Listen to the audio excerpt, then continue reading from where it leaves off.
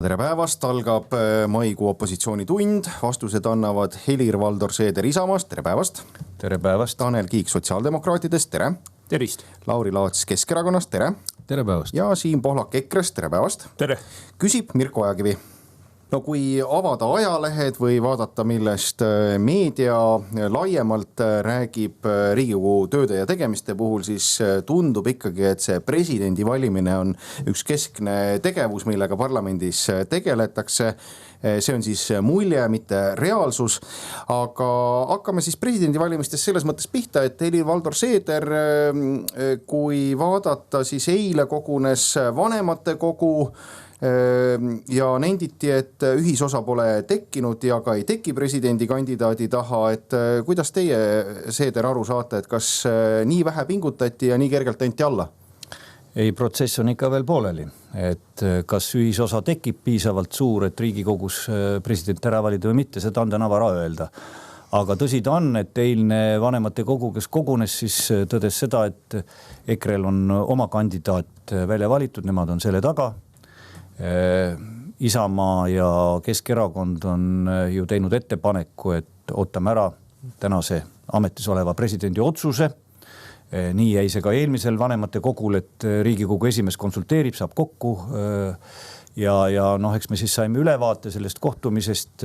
President kindlat eid või jaa ei öelnud, nagu me ka meediast oleme seda teada saanud. Ja president on lubanud, et jaanipäevaks, võidupühaks ta teeb oma otsuse teatavaks, kas ta siis kandideerib teiseks ametiajaks või mitte. Kas see otsus teatatakse paraadil? No ma ei oska öelda, vaevalt, et nüüd paraadil niimoodi pidulikult, aga küll on soliidseid vorme, kuidas president sellest teada saab anda, eelkõige siis erakondadele, kes on parlamendis esindatud, kes ju põhiseadusest tulenevalt peavad presidenti valima. Nii et eilne lühike kokkuvõte sellest vanematekogust oli siis see, et oodatakse ära, et me kõik ootame ära siis täna ametis oleva presidendi otsuse ja vastavalt sellele siis käitume edasi. Nii et mina ütlen, kui president ütleb jah, siis ma usun küll, et ta kandidatuur ka Riigikogus üles seatakse ja sõltub siis, kas Riigikogu liikmed toetavad, kas tekib ka teisi vastaskandidaate parlamendis või ei teki ja nii edasi. Ja kui president ütleb ei, siis tuleb loomulikult otsingutega jätkata juba laiemal ringil kõikidel erakondadel. Lauri Laats, kas teie olete aru saanud, kui vanematekogu siis Riigikogu esimees Lauri Hussari Kadriorgu läkitas, siis miks selle kohtumise kokkuleppimine ja selle kohtumise tulemustest teadaandmine nii kaua aega võtsid? No eks seda tuleb ju Lauri Hussarit küsida ja presidendi käest, et Hussar on öelnud, et tal on kogu aeg kiire. No mina saan aru, et meedias oli ikkagi vastupidi, et president võttis aja ja vastavalt sellele ka määras selle kokkusaamise, et president ei kiirustanud.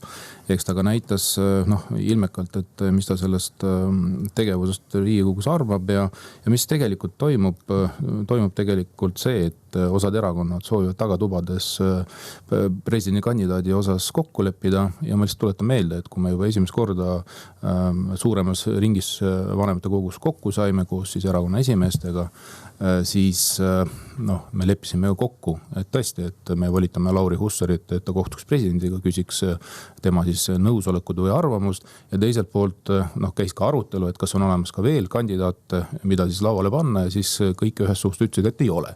Aga samas selgus, et samal ajal, kui me olime laua taga, siis sotsiaaldemokraadid ja Reformierakond siis omavahel juba siis vahetasid sõnumeid, kus siis pakkusid välja erinevaid kandidaate.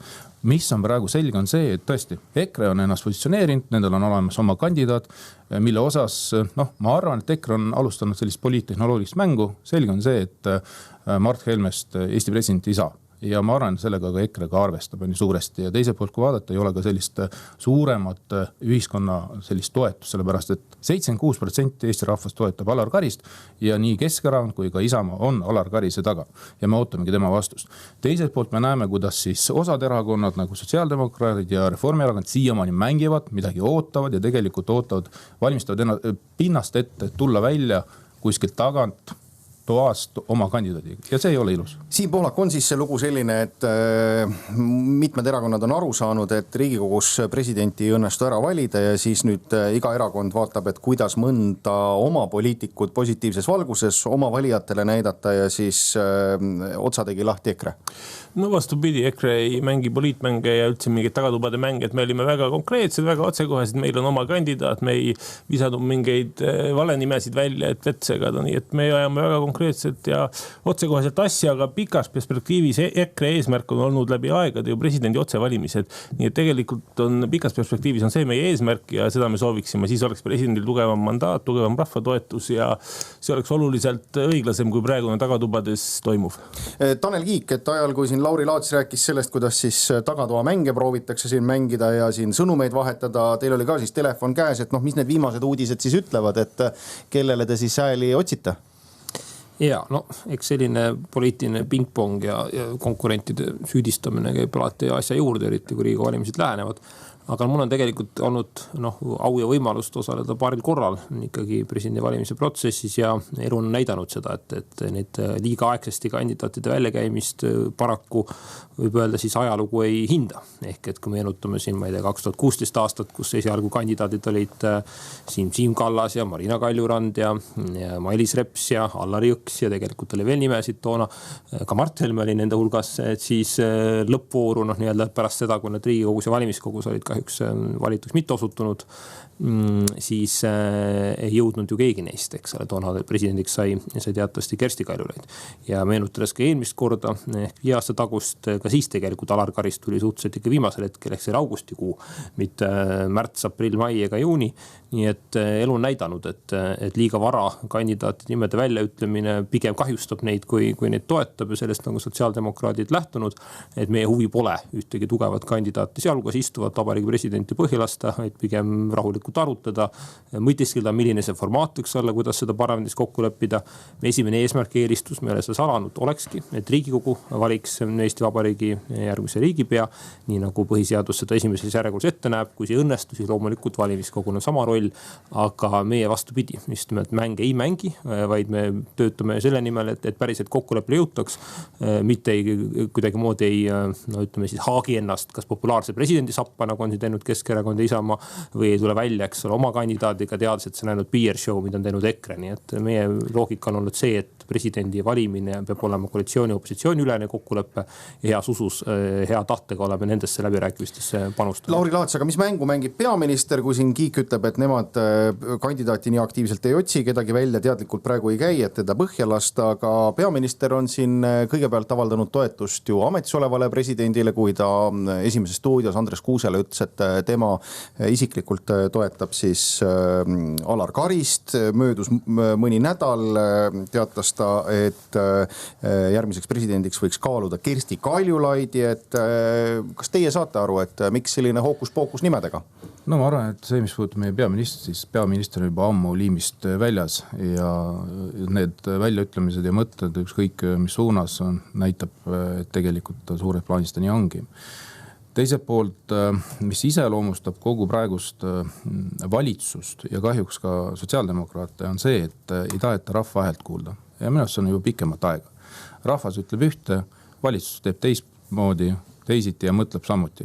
Rahvas on selgelt välja öelnud 76% Eesti rahvast, et see töö, mis on läbi viinud Alar Karis presidendina, on olnud meeltmööda. Nad on selgelt näinud ja tegelikult soovivad, et see teisele ajale, presidendi ajale kindlasti Alar Karis võiks sobida presidendiks. Aga ei ole me kuulnud seda ei sotsiaaldemokraatidelt ja rääkimata veel siis praegust valitsust ja Eesti 200-lt. Huvitav kombel Eesti 200 hoopis triivib teisele poole. Et Eesti 200 on ammu juba kaotanud rahva usalduse. 1% või 1,5%, kes need veel vastavalt nende küsitlustel toetab, see on ju tegelikult statistiline viga. Ja nüüd see sama statistiline viga välistab rahva seas väga populaarset presidenti.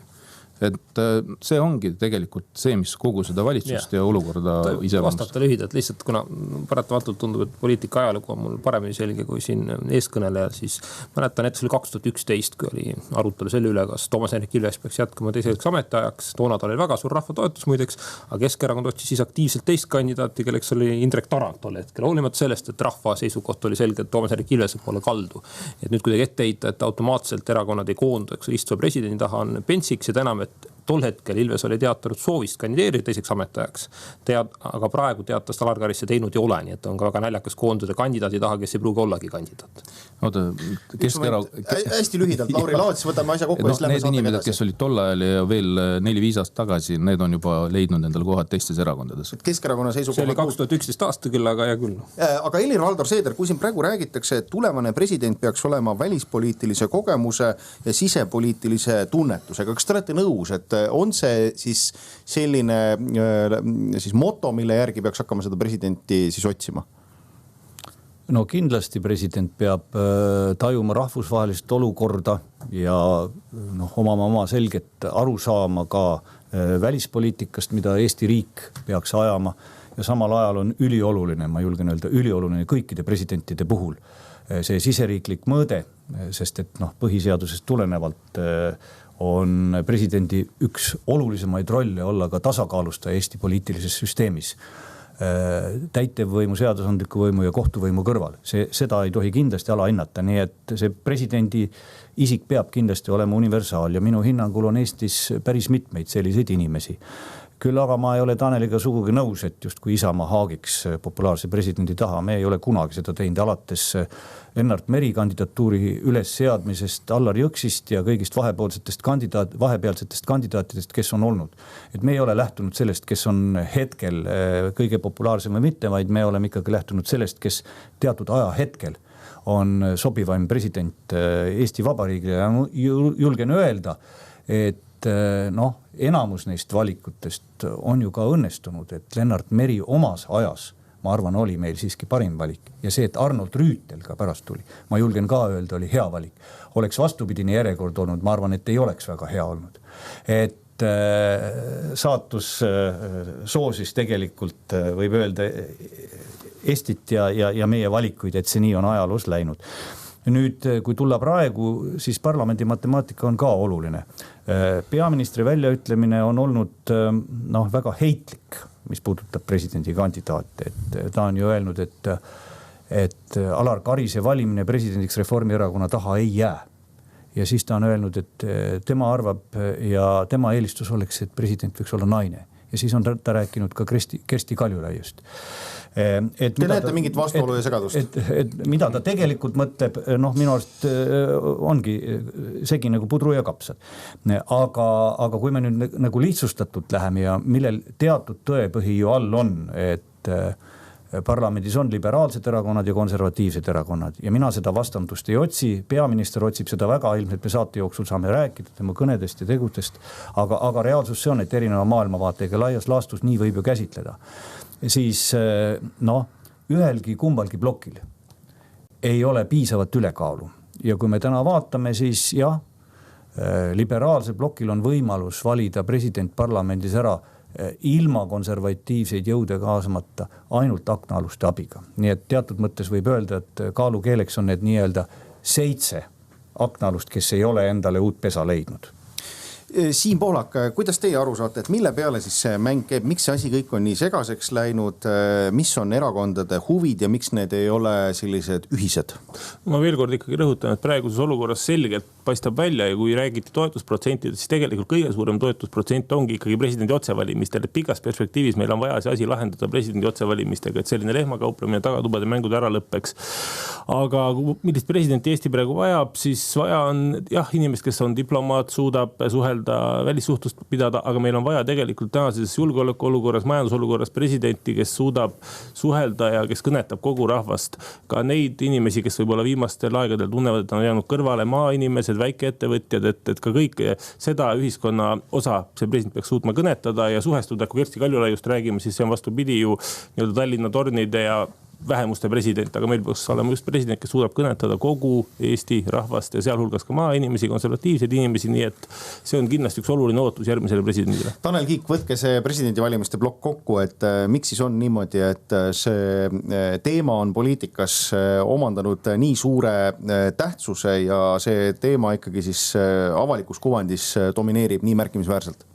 Ja, no ma alustan sellest, et ma olen päris üllatunud, et EKRE esindaja nüüd nii jõuliselt Mart Helme kandidatuuri põhja asub laskma, sest ilmselgelt Mart Helme pole ju see inimene, kes ühendaks kõik erinevad kogukondi. Vastupidi, Mart Helme on väga noori, vanemaid. No ei, oleme ausad, eks ole, me kõik teame seda seisu, eks ole, ta pigem on ikkagi nii-öelda konservatiivide käilakuju, nii heas kui halvas mõttes, et väita, et tema nüüd on ühiskonda ühendav joon, eks ole, ilmselt seda ei usu EKRE ise ka, et selles mõttes ei maksa. Aga võib-olla Mart Helme muutunud ja asub ehitama õudustata ühiskonda. Kersti Kaljulaid ja Sobiste liiga liberaalne, aga Mart Helme vaata esikonservatiivina on justkui nüüd kõigi ühendaja. No ei ole nii. Vastupidi, aga Mart Helme on oluliselt laiemad kogemustega ja oluliselt suuremat ühiskonna osa kõnetav kandidaat. Aga vastates saatejuhi küsimusele, siis midagi salati ei ole. Presidendi valimised on alati olnud põnevad ja nüüd on lihtsalt selline tsükkel, kõik kes matemaatikat teavad, siis iga 20 aasta tagant satub olema niimoodi, et presidendi valimised on nii-öelda suurusjärgus pool aastat enne Riigikogu valimisi. Ja siis paratamatult see on palju põnevam, ta on palju ka võib-olla suurema kaaluga just nimelt selles vaates, et vahetele, mida mul kolleegid siin väidavad, iga erakond täna mõtleb ka selle peale, et kuidas presidendi valimine mõjutab tema tulemust Riigikogu valimistel.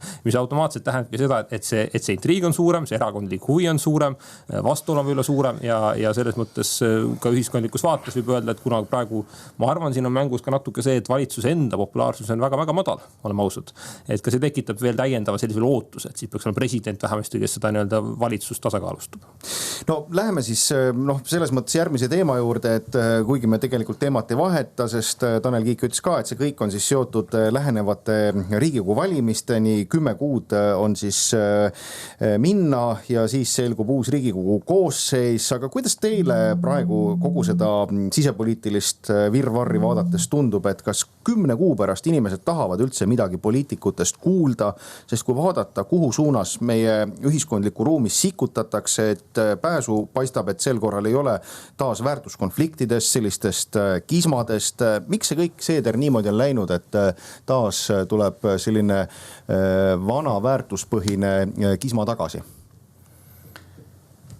Eks ju varem on ka olnud enne valimisi, eelkõige Riigikogu valimisi, kus on öeldud, et rahvas on väsinud ja tüdinud ja ei tule valimiskastide taha. No on tulnud ja ma arvan, et tulevad ka järgmine kord. Aga väärtuskonflikt, seda ju provotseeritakse teadlikult, et praktika on ka näidanud, et läbi vastandamise püütakse siis oma valijaid selgelt aktiveerida enda taha, loodetakse selles siis nii-öelda eristumist ja olla tähelepanu keskmes. Meediaga kajastab eriti neid lopsakaid sõnavõtte, teravaid vastandumisi ja sellega saadakse pilti ja me näeme, et sotsiaalmeedias eriti see elu kehab ja selle kaudu saadakse ka neid laike. Aga minu arvates peaminister nüüd peaks olema ikkagi kogu riigi peaminister. Vaatamata sellele, et on meil koalitsioon ja kõik erakonnad ei ole valitsuses ja kaugeltki kõik inimesed ei toeta valitsust, aga peaminister peab olema väärikas ja tajuma, et tema vastutus on midagi muud kui olla lihtsalt ühe erakonna esimees. Ja see viimane kõne, mida ta nüüd pidas, see oli ju puhtalt üles ehitatud vastandamisele, hirmutamisele, mis ei olnud, julgen küll öelda, peaministri vääriline jagada Eesti ühiskonda halbadeks, heinodeks ja headeks, kristjaniteks ja kestideks ja nii lihtsakoeliselt seda käsitleda, rääkida mingisugusest 8 jalast, üldse on ta segianud, ta ei tea, et Isamaa logo on tegelikult 8 kand. Ma eile infotunnis ka talle ütlesin, et ta võiks vaadata, kas siis tehisaru abil või guugeldada, et 8 kand on ikkagi hoopis midagi muud. Aga see ei olnud peaministri vääriline kõne läbi vastandamise, aga ma saan aru, miks ta seda tegi. Tähelepanu on vaja juhtida just nimelt väärtuskonfliktidele, uuesti äratada üles nii-öelda konservatiivse ja liberaalse ploki vastandumine, EKRE ikkega hirmutada Eesti rahvast et juhtida kõrvale tegelikest küsimustest ja probleemidest, mis Eesti ühiskonnas on ta maksupoliitika, on nad energeetikavalikud, on need haridusküsimused, regionaalpoliitilised küsimused, et need on asjad, mida inimesed tegelikult ootavad ja see valitsus, kes omab nii väikest toetust, ei taha nende küsimustega ju tegeleda. Tanel Kiik, et kui Helir-Valdor Seeder tundub, et ikkagi oli häiritud sellest kõnest, ma saan aru, et sotsiaaldemokraadid siis võiks olla ikkagi valguse ja õigluse ja headuse poolel. Teie, ma saan aru, siis nautisite seda kõnet ja ütlete, et kogu see diagnoos on õige? Ei, kindlasti mitte. Et siin selle kõnega on ju päris palju probleeme, et tõesti alustuseks see ühiskonna jagamine. Mulle tundub, et see on nagu mingi teema või selline, ütleme siis võte, mis on oma aja ära elanud. Aga miks seda tehakse? Sest vanasti on see töötanud. Ehk et kui see vanasti töötas, see on vastandune mustad ja valged jõud ja parketikõlbulikud ja parketikõlbmatud ja mingid õilsed väärtused ja justkui mitte nii õiged väärtused, et siis ikka proovitakse uuesti. Aga ma arvan, ühiskonna on sellest ennast tüdimus. Siin ma olen nõus, et oleme ausad, meil on päris keeruline julgeolekuolukord, meil on majandus mitast langus, meil on rahvastiku arv vähenemas. Et tegelikult neid nagu tõsiseid teemasid, tervishoiust, sotsiaalist, hariduse, neid on nii palju, millega on vaja tegeleda, inimesed tajuvad. Ja siis keegi teatab, eks ole, et näed, hoopiski siin on kuskil 8 jalg ja siin on mingisugune, ma ei tea, siis valge hobune, eks ole. Lihtsalt see kõlab lapsikult, see kõlab elukaugelt ja seetõttu ma arvan, tegelikult see ka ei tööta. Nii et selles mõttes ma isegi arvaks, et Reformierakonna juht tahtes tõsta oma reitingut pigem vastupidi kinnistab seda sinna madalale tasemele, sest enamik ühiskonnast ei tule sellega kaasa. See on esimene probleem. Aga teine probleem, mille kohta ma ka kirjutasin, kes juhtus lugema Delfisse kommentaari, et ma arvan, väga paljud oleksid ka oodanud peaministrilt Reformierakonnalt vähimatki enesekriitikat. Tunnistamist, et jah, tahtsime parimat, ta välja kukkus nii, nagu ta kukkus. Eks on see maksudebatt, eks ole, et tuleb tõus, maksutõus ei tule, ma ei tea, ettevõtulumaks tuleb, ei tule, eks ole, kliimaseadus, eks ole, või kliimakindla seadused tuleb, ei tule, mis kujul ta tuleb või ma ei tea, kõik neid päris palju, ka presidendi valimiste kontekstis tõesti, et ta on visanud õhku mitu erinevat kandidaat, eks ole, kord ühele, kord teisele lubanud otse eetris, et võib minu toetusega arvestada, õhtu lõpuks peaministri pole üldse häält teatavasti presidendi valimistel, et mida see siis tähendab, eks, et ka see koht, kus oleks tegelikult olnud võimalik heas mõttes enesekriitikat näidata üles ütledagi, et oleme neid asju valesti teinud, liiga palju on siin olnud segadust, nüüd proovime paremini, võtame sihi, eks ole, ma ei tea, 10 kuud enne valimisi, muu taoline, et õpime oma vigadest ja tunnistame neid eksimusi, et sealt lähme edasi ja seda ka ei tulnud. Ehk selles me tuligi jälle see kõigi teiste süüdistamine, et kõik teised on süüdi ja kuskil on see valguse ja mustade jõudude võitlus. Et ma arvan, see on liiga lihtne, liiga labane ja inimeste ootus tegelikult peaminister on empaatia ja sealhulgas ka enesekriitika suunal, mitte see, et ta rusikaga vastu rinda, et me tegime kõik õigesti, aga kuskil on mingid kurjad jõud. Siim Pohlak, eile, kui ma seda saadet ette valmistasin, siis taustaks mängis Riigikogu infotund ja panin tähele üks enim levinud termin, mis seal kõlas, oli ikkagi siis populist või populism. Kõik need ideed, mis ei meeldi, tulevad siis populistidelt ja kõik, mida arutada ei soovita, on populistlikud mõtted. Kuidas naasta sellise sisulise debati juurde, et kus debatt käib ikkagi siis argumentide tasandil, mitte see, et mõni idee on populistlik ja mõni jõud on populismi poole kaldu? No esiteks seda populismi nii-öelda väljendit või fraasi kasutataksegi täiesti valesti ja kergekäeliselt. Populus on ju rahvas ja populism peaks olema rahvameelsus, kui niimoodi tõlkida, et EKRE võib uhkelt öelda, me oleme rahvameelne erakond ja me tõesti soovimegi viia ellu ideid, millel on rahva toetus ja mis on ka meie programmiga käivad kokku, nii et see populismi silti tegelikult need kleepjad näitavad oma rumalust või lühinägelikkust. Aga EKRE on valmis täiesti vabalt pidama sisulist debatti, arutama asjade üle, aga kahjuks vastupidi ju liberaalse nii-öelda frondi poolelt rünnatakse meid pidevalt ja mida lähemale jõuavad Riigikogu valimised, seda rohkem hakatakse demoniseerima konservatiivsete vaadetega inimesi, lööma taaskord seda Vene kaarti lauale, mis on käinud juba aastakümneid Eesti poliitikas, nii et siit ikkagi praegu need, ütleme, rünnakud ja selline agressiivsus lähtub rohkem selle liberaalse poole pealt, kelle jaoks tundub, et ongi ainult üks õige maailmavaade, üks õige ideoloogia, liberalism ja tegelikult see on ju tee diktatuurini lõpuks, et demokraatlikus riigis ei saa olla üks ideoloogia ülejäänud teistest nii-öelda ülem või ülim ja teistel peab olema samasugune õigus arvamusele ja kindlasti mitte ei tohiks sildistada selliseid täiesti tervemõistuslikke avaldusi näiteks kuidagi Venemaaga või siduda. Et selles mõttes see on, ikkagi tuleb tegelikult praegu liberaalide poolelt see rünnak, et konservatiivid on pigem kaitsepositsioonil ja EKRE-ga kaitsebki tervet mõistust ja ühiskonna alusväärtust. Lauri Laats, kuidas siis taastada selline argumendipõhine ideid puudutav debatt Eesti ühiskonnas? Selle valitsusega ei olegi võimalik. et minu arust seda valitsust iseloomustabki, et pidev teiste süüdistamine ja mitte ainult rahva süüdistamine, mitte ainult poliitikute süüdistamine, ka teiste riikide süüdistamine. Kui palju me oleme kuulnud tegelikult Jürgen Ligi suust, et kui rumalaid otsuseid on teinud meie naabrid ja siis, kui kütuse hinnad tõusid ja me nägime selgelt Läti ja Leedu ja Hispaania ja teised riigid kõik võtsid riigi tasandil meetmeid tarvitusele, et leevendada olukorda. Jürgen Ligi selgelt tegelikult sõimas kõiki teisi riike, et kui rumalad need kõik otsused on. Aga võib-olla Jürgen Ligil on õigus? Aga ma arvan, et ei ole, et arvestades, kui palju meie majandus on viimasel ajal tõusnud või pigem langenud. Teiselt poolt, kui palju me oleme inimesi koormanud, maksukoormust tõstnud, inimesed tunnetavad. Ja see konflikt, mida tegelikult väärtuskonflikti otsitakse, seda on tõesti, ma Taneliga peab nõustuma. Eelnevatel aastatel, eelnevatel valimistel see toimis. Seekord ei toimi. Nad otsivad meeleheitlikult seda väärtuskonflikti, et viia lihtsalt fookus eemale väga olulised teemad, on siis majandus, julgeolek, tervishoid ja nii edasi, kus on tegelikult suured läbikukkumised.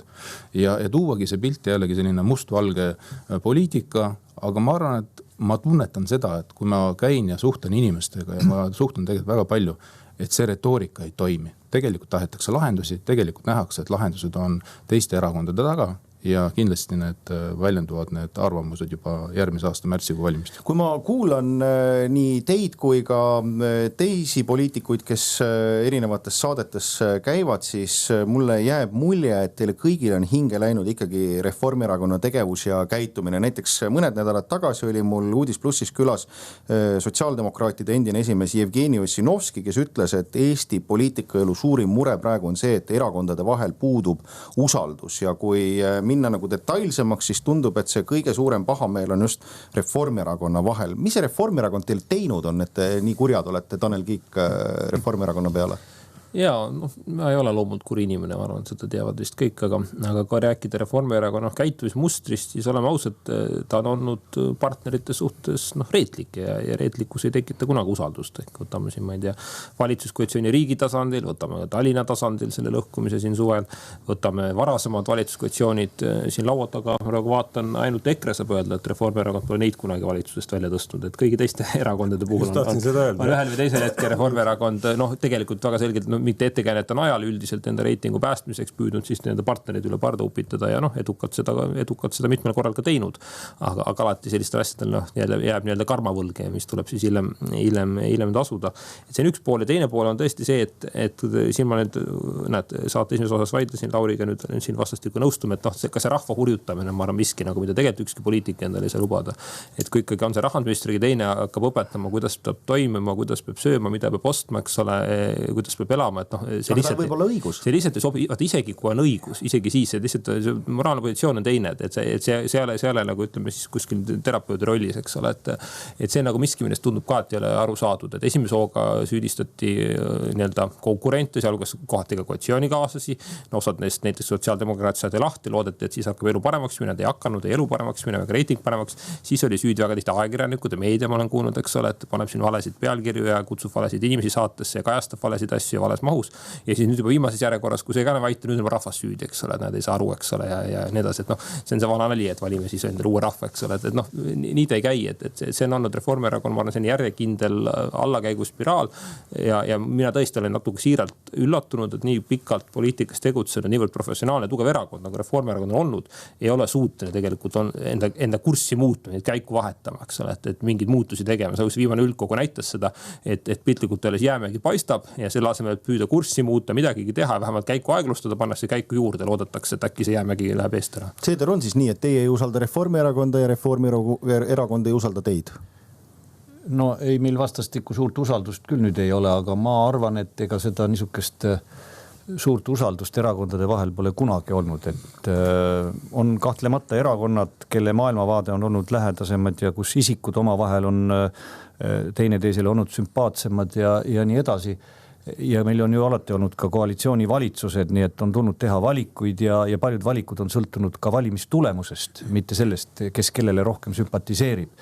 Nii et ma siin ei näe nagu väga suurt erisust varasemate perioodidega. On kindlasti olnud poliitikas rahulikumaid aegu ja on keerulisemaid aegu ja tormilisemaid, aga minu arvates on põhjused peamised kõigepealt selles, et see poliitika sisu on tekitanud pettumust nii Eesti inimestes kui ka teistes erakondades. Ja see, kui valelikult on käitutud valijatega Reformierakonna poolt, see, mida lubati enne valimisi, see maailm oli täiesti teistsugune, mida tegelikult hakati ellu viima ja seda esimesest päevast peale, ma tuletan meelde, maksud ei tõuse, eks ole, see on kõige tuntum loosung, aga ka perepoliitikas. Esimesel päeval, Tanel, koos sotsiaaldemokraatidega, esimesel päeval pöörati tagasi varem Riigikogus laia konsensusega heaks kiidetud peretoetuste poliitika ja hakati seda ümber pöörama. Esimesel päeval andis sotsiaalminister selle käiku. Nii et ma julgen öelda, et see poliitika sisu ja pettumus, see kajastus ju kohe ka toetuses, kohe pärast seda. Ja teine on, et Reformierakond sai ikkagi nii ülisuure võidu. Ütleme tänaseks pea 40 kohta parlamendis, eks ole. Ja on tunda väga selgelt, et see tõstis jalad maast lahti. Just Lauri Laats, kui vaadata ka siis endine peaminister Andrus Ansip esines ka Reformierakonna üldkogul sõnavõtuga ja ta ütles, et Eestis on ainult üks tõeline erakond, teised on, ütleme siis, erakonna sarnased moodustised. Mida Keskerakond peab tegema, et kasvada ka ikkagi siis erakonna vääriliseks erakonnaks? Eesti Keskerakond on vanim erakond Eestis ja kõige suurem. Seda ta muidugi ei ole, Isamaa vanem. Sotsiaaldemokraat veel vanemad, aga kõik on vanemad, jah. Aga selles mõttes te olete kindlasti toetate mind, kus ma ütlen, et Keskerakond on kõige suurem Eesti erakond. Meil on üle 12 000 liikme. Siin kohal teil ei ole midagi rohkem. Oleneb, millega me suurust mõõdame. Seda, mis on teie jaoks suuruse, ütleme, etalon? No te kõik ju teate, et kui ei saa suureks arvult, siis tuleb saada suureks vaimuks. Siis ma jätkan seda, et Eesti on Keskerakond praegu kõige populaarsem erakond, mille kohta Helir ütleb, et ühed reitingud näitavad üht, teised näitavad teist. Niimoodi jääbegi siia saate lõpuni. Aga tegelikult see näitabki praegu üleüldiselt, kuidas Reformierakond suhtubki oma nii-öelda poliitiliste oponentidesse. Ma arvan ka partneritesse. Ma ei näe seda, et Reformierakonna Eesti 200 vahel oleks seal suur armastus, et ka seal on kindlasti pinged sees. Ja kogu seda valitsust tegelikult juba 2023. aastast iseloomustab ju valelikkus ja teiselt poolt tuletan meelde lihtsalt, et kuidas kogu see Riigikogu koosseis algas. Et koheselt tegelikult andi ju meile teada, et opositsioon ei ole siin keegi. Ja kõik nii-öelda, mis tehakse, on see, et rullitakse lihtsalt opositsioonist teerulliga üle.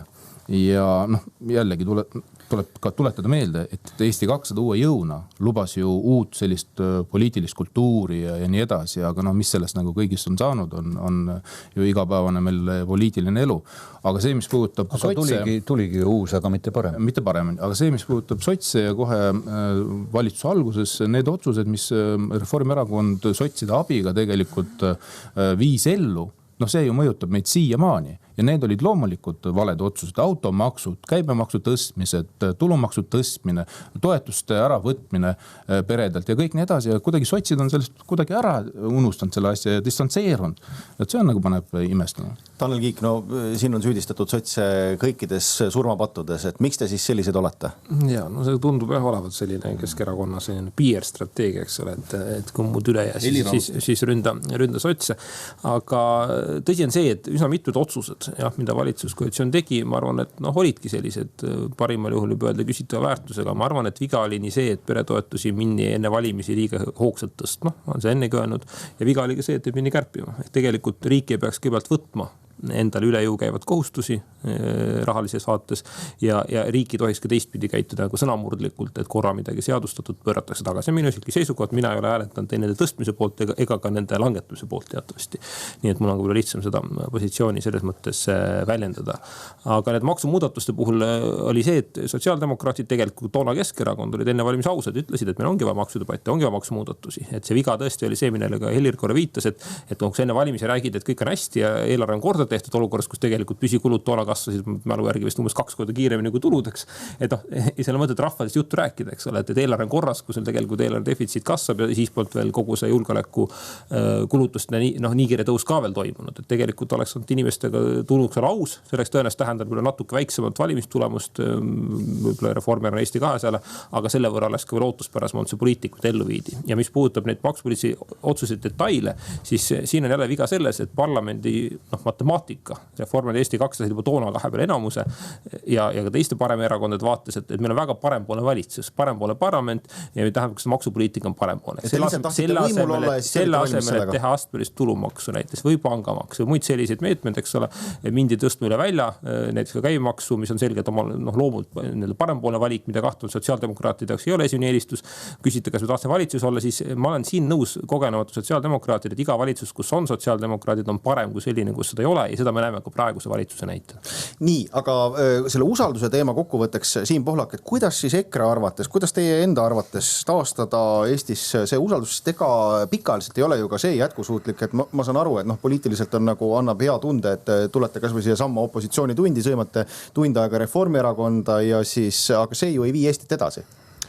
Nojah, aga ütleme, tuleb rääkida probleemidest, et ega probleemide peitmine on see, mida tegelikult Reformierakonna valitsus täna soovib, et vastupidi rünnataksegi ju kriitikuid ja kuulata sõnavõtte, siis Reformierakonna jaoks ongi täna Eesti rahvas suuresti probleem, et pensionärid on probleem, sest pension on indekseeritud, see kulutab raha, peretoetused on probleem, seepärast, et nende peale kulub raha, ettevõtjad virisevad liiga palju, et nad ise on viinud selle olukorra selliseks, et tegelikult neid ei usaldata, nendega ei taheta väga tegemist teha ja EKRE-l jah, selles mõttes puudub kogemus Reformierakonnaga valitsuses ja ma väga loodan ja usun, et seda kogemust ka ei tule. Nii et selles mõttes ma võib-olla Reformierakonnaga usalduses või koostöö tegemisest üldse ei räägiks siin, et pigem ma arvan, et see debati kvaliteet peaks paranema, et Reformierakond tegelikult nemad on ju võimupositsioonil, et see muutus peaks hakkama ikkagi sealt, et see debatt on vähem patroneeriv, otsivad dialoogi ja võtavad ka opositsiooni ettepanekuid kuulda, et see võiks olla nagu esimene samm tegelikult. Kuna riigi rahaasjade juurde tuldi ja siis see debatt on hästi oluline, sest seda on siin vedamas Eesti Panga president, aga tegelikult neid ütlejaid, argumenteerijaid, kes räägivad riigi rahaasjadest ja mitte positiivses valguses on veel ja veel, aga selles vaidluses on siis kaks tahku. Ühed proovivad tegeleda sellega, et kuidas edasi ja teised ütlevad, et väga oluline on ikkagi tuvastada see, kes selle parve põhja lasi. Lauri Laats, on siis süüdi Keskerakond, sest kui kuulata taaskord siis Reformierakonna arvajaid, siis nad ütlevad, et Keskerakonna peaministri partei ajal tehti Eesti rahaasjad jätkusuutmatuks. Et on siis Keskerakond süüdi? Kasutades Jürgen Ligi mõtet ja sõnu, mis kõlasid sel nädalal Riigikogu saalis, et ärge kartke suuri kulutusi, kartke väikseid tulusid. Ja me oleme selgelt näinud, kuidas nende 4 aasta jooksul Eesti majandus oli suuresti läks langusesse tänu Reformierakonna valitsusele. Ei ole lisandväärtust tekitatud, see tähendab ka seda, et ei ole ka SKP kasvu. Ja teiselt poolt me oleme näinud, kuidas on Reformierakond võtnud nende aastate jooksul täiendavat laenu, ehk siis suurendanud laenukoormust ja samal ajal lõpetati ära maksuküür, mis tekitas riigieelarvesse augu 700 miljonit ja selle sama maksuküüru nii-öelda ärakaotamise tõttu võeti ka täiendavat laenu ja mida tegelikult järgmine siis nii-öelda 4 aastat meie maksumaksja hakkab intressidega ka tagasi maksma ja see intressikulud on 1% SKP-st, mis on iseenesest 400 miljonit enam. See on tegelikult puhtalt Reformierakonna süü. Aga Siim Pohlak, kumb teie jaoks on olulisem? Kas klaariks tuleb saada see, kes selle augu on kaevanud või siis see, kuidas edasi minna? No see, kus see parv põhja hakkas minema meie jaoks, EKRE ütles seda väga selgelt välja, kui me ennutada 2022 aasta sügisel riigieelarve kõnede Riigikogu puldist, EKRE ütles väga selgelt välja, et eelarve lastakse üle miljardiga miinusesse, siit tuleb meile jama. Ma mäletan, kui Anneli Akkermann käis veel äkki ka siinsamas Vikerraadios siinsamas tema ütles, et te juba ammu lasite selle parve põhja. Aga tegelikult see ei pidanud ju paika, et numbrid ei valeta. Et kui EKRE valitsuses lõpetas hoolimata sellest, et meil oli ka koroonakriis, oli olukord tegelikult parem kui täna. Nii et kindlasti ei pea need väited paika, aga loomulikult on vaja otsida lahendust. Jah, tuleb minna edasi ja eks see on ka natukene samamoodi väärtusküsimus, et kuidas neid probleeme lahendatakse, et kas valitsus viskab kogu vastutuse siis nii-öelda Eesti inimeste ettevõtjate peale maksutõusudega, et raha on vähe, andke teie, või siis mõtleb natukene keerulisemalt, otsib lahendusi, kas või siis laenuraha investeerimise kaudu, et võtta rasketel aegadel nii-öelda see löök riigi peale, aga panna vundament sellele, et majandus hakkaks kasvama, mille arvelt pärast see laen tagasi maksta ja Eesti majandus tööle saada. Nii et selles mõttes kaks filosoofilist erinevat lähenemist. Seeder, aga tulge siis oma faktidega appi, mida faktid näitavad, kes need 10 miljardit on laenanud? No kevades selgus ka ju lõpuks, kes parve põhja laskis. Nii et küll selgub ka meil, aga täna on meil kõigil ühiselt see koorem kanda. Ja me peame ühiselt ka lahenduse leidma, ükskõik milline koalitsioon siis tulevikus saab olema pärast valimisi, peab selle teemaga vältimatult tegelema.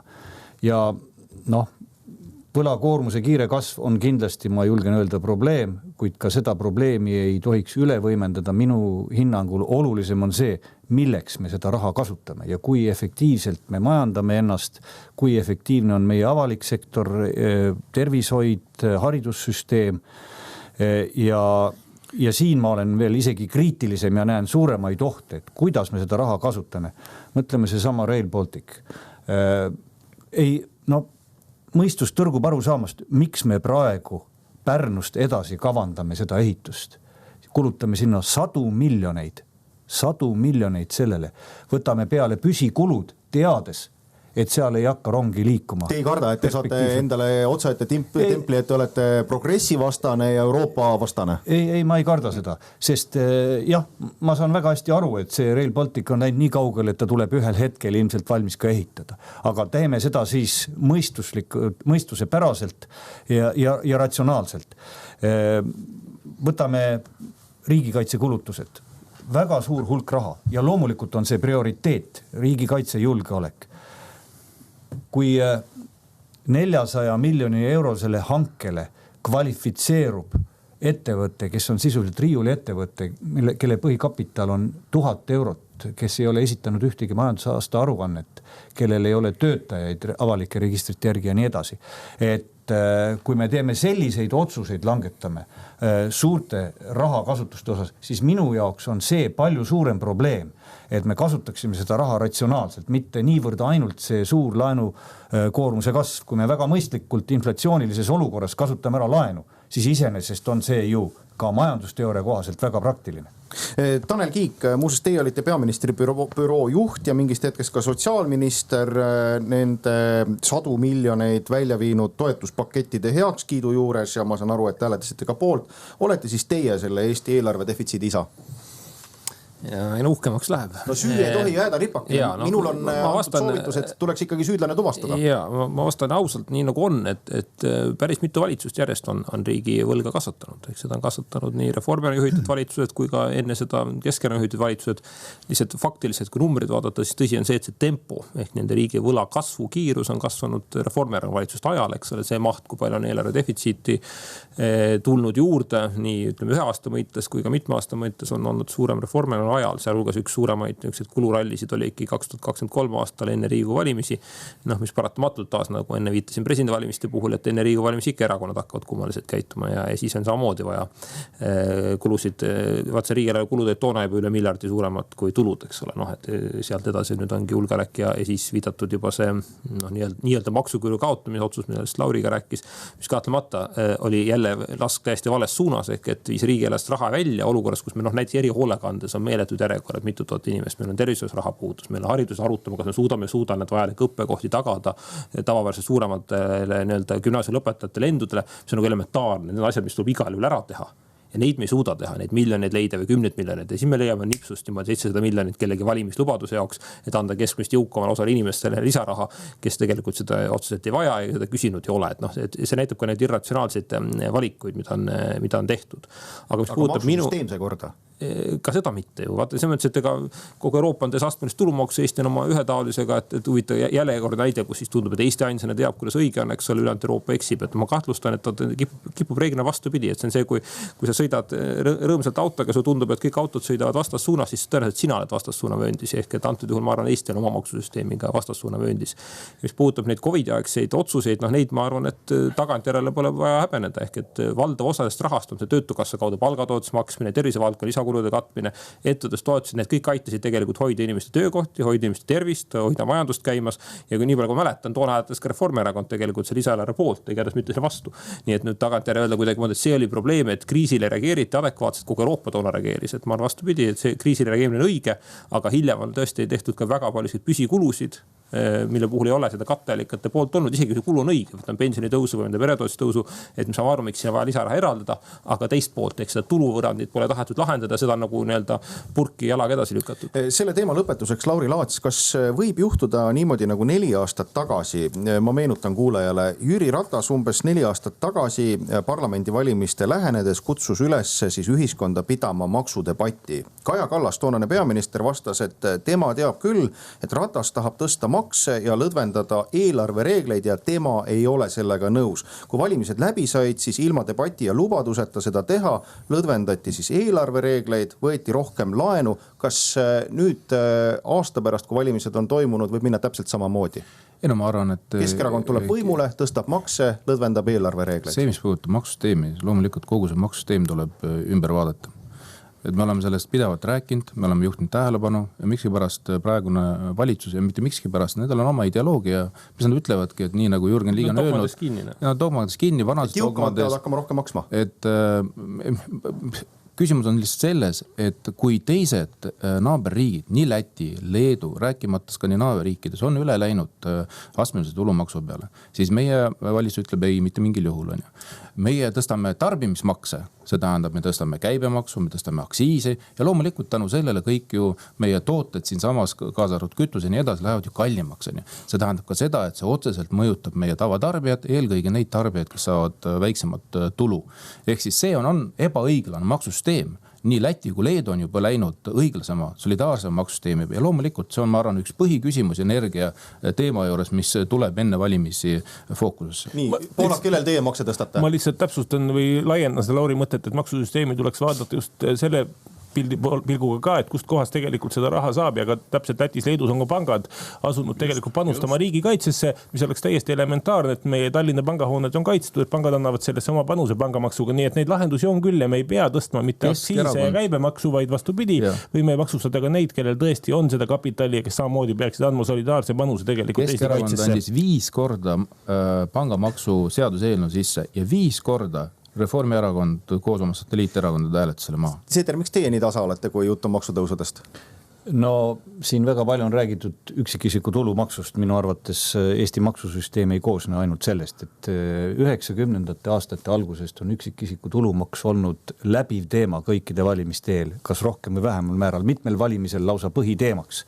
Ja minu arvates see ongi mitmed valimiskampaaniad juhtinud võib-olla põhiteemadest kõrvale. Maksusüsteem on palju laiem ja tervik. Ja see, mis on tehtud käibemaksuga, kuidas aktsiisiga ei suudeta ka reageerida mujal maailmas toimuvale, automaks mitte ainult, eks ole, automaksuna, vaid ka see registreerimistasu seal juures ja nii edasi. Energiahinnad, mis erinevatest komponentidest suurel määral ka maksupoliitikast tulenevalt on nii kallid, eks ole, taastuvenergia tasud ja nii edasi. Et see on tervik, mille üle tuleb vaielda, mitte jällegi taandada kogu see vaidlus ainult kas astmeline tulumaks või mitte astmeline tulumaks. Aga ma olen kolleegidega siin sügavalt nõus, et praegusel hetkel sellisel kujul selle niinimetatud Reformierakonna maksuküüru kaotamine oli kindlasti vale ja ei olnud riigimehelik ja ei teinud mitte kedagi õnnelikuks, vaid tegi meid kollektiivselt õnnetumaks. Nii, vahetame teemat, saate lõpp läheneb. Tanel Kiik, kas teie saate aru, miks valitsus ei võtnud kuulda näiteks Eestimaa Looduse Fondi ja looduskaitsjaid, kes rääkisid vahet pidamata juba pikemat aega, et see, mis puudutab metsaseadust ja looduskaitseseadust, et see ei ole kõige paremini välja kukkunud, aga kui IT-ettevõtjad saatsid kirja, siis üleskutse oli siis peatada metsa- ja looduskaitseseaduse muudatuste menetlemine, siis valitsus võttis neid kuulda. et kas kuidagi on Eesti ühiskonnas kahte tüüpi inimesed, ühed, keda kuulatakse ja teised, keda ei kuulata? Jah, ma arvan, see on tegelikult probleem, jah. Et paratamatult tundub olevat, mitte ainult praegu, vaid ka varasemalt Reformierakonna silmis. Võtame tööturupoliitika, et kui tööandjate keskliidul on murekoht, siis kuulatakse, võetakse kohe laua taha, kui ametiühingud ühed tähelepanu töötajate õigustele mind teemadele, siis öeldakse, et mis nad siin virisevad. Laias laastus selline suhtumine. Ja tundub tõesti, et ka keskkonnaühenduste näitel on selline kuidagi hoiak, et mida nemad ka teavad või et nad on niikuinii vastu, eks ole, olukorras, kus tegelikult murekohad on tähelepanu juhitud väga õiged, eks ole, mis puudutab nii seda ettepanekuid looduskaitseliste piirangutega metsa ja need osakaalu siis fikseerida ja vastupidi siis majandusmetsa osakaalu. Et ma arvan, see 70-30 ja 30-70, kuidas seda loed, loogika on kahes mõttes väär. Esiteks ta on ökoloogiliselt, ta ei ole nii-öelda järjepidev, ta ei ole jätkusuutlik, ehk ta on otse öeldes nagu loodusvaenulik otsus.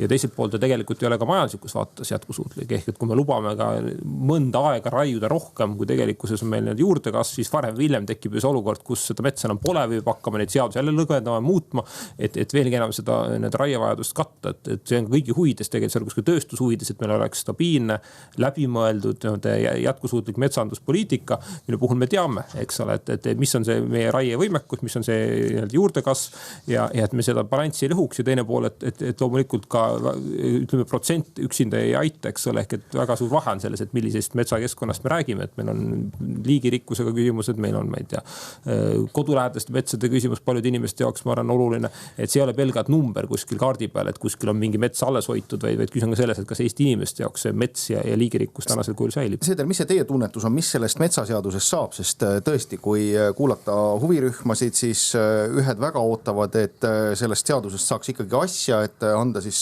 tarnekindlus ja pikaajaline vaade ka siis metsatööstusele, aga et korraga ei saa ju kahes suunas minna, et korraga ei saa seadust vastu võtta ja mitte vastu võtta. Kõigil on oluline selguse saamine tegelikult ja praegu ma saan aru, et valitsus pani selle pausile. Pani pausile sellepärast, et väga palju on pingeid ja vastuolusid ja selles metsaseaduses on hästi palju küsimusi, aga 3-4 põhilist nii-öelda vaidlusmomenti. Üks on see, millest ka Tanel siin rääkis, et kui palju meil on majandusmetsasid ja kui palju on siis looduskaitse all ja erinevate piirangutega metsasid. Mina olen seda meelt, et metsa peab kaitsma ja metsa peab majandama ja metsa majandamine on üks osa metsakaitsest. Et see, et me lihtsalt kaitseme metsa kaitsmise enda pärast ja tegelikult see paljuski hävib enamgi veel. Me ujutame metsasid üle ja teeme muid rumalusi olukorras, kus 1/3 Eesti territooriumist on soode ja rabade all, on selge rumalus. Aga see vaidlus tuleb loomulikult lõpuni pidada ja siin on selgus kõikide osapoolte huvides. Teine on Natura metsade majandamine ja seal ütleme siis see raie võimalus on omaette küsimus, kas 5 teatiste alt välja ja nii edasi.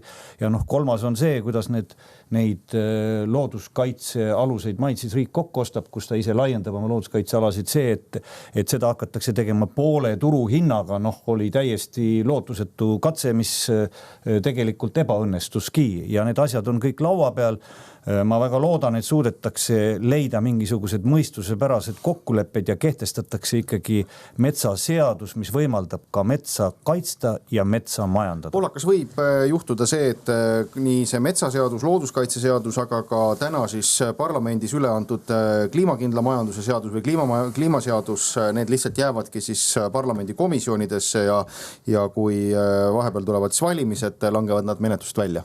No loodame, eks me omalt poolt tegeleme ka sellega, et ikkagi seda rohepööret pidurdada ja takistada, seepärast et rohepöörde sildi all tegelikult tõstetakse makse, et kliima muutub ikka oma soodu, aga meie saame lihtsalt kallimad hinnad, kõrgemad maksud ja rohkem bürokraatiat. Nii et EKRE pidurdab ja takistab seda rohepööret nii palju kui meie võimuses.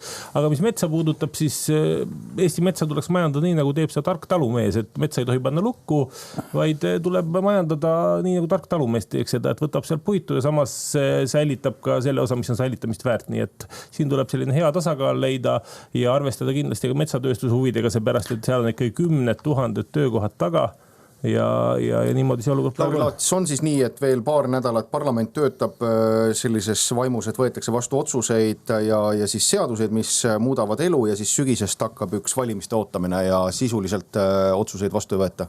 Ei, ma ei usu sellesse, et ma arvan, et eks praegune valitsus püüab erinevad seaduse eelnõusi veel Riigikokku saata, mis suuresti paremaks meie elu ei tee, vaid pigem vastupidi.